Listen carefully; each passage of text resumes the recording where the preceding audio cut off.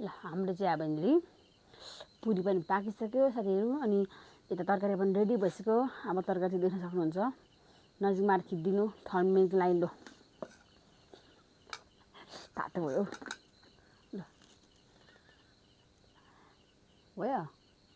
ल अब चाहिँ म ढिलो नगरिकन खाना सुरु गर्छु। ल फर्स्टमा चाहिँ फुलिएको थियो मजाले अघि होइन, तर अहिले चाहिँ सुकेर यस्तो भइसक्यो साथीहरू। टक्कसँग यसलाई चाहिँ खाउँ त कस्तो छ।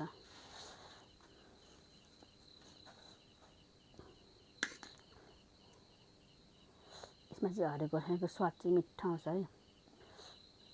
हरियो खोर्सानी पनि लाछु खाए। ल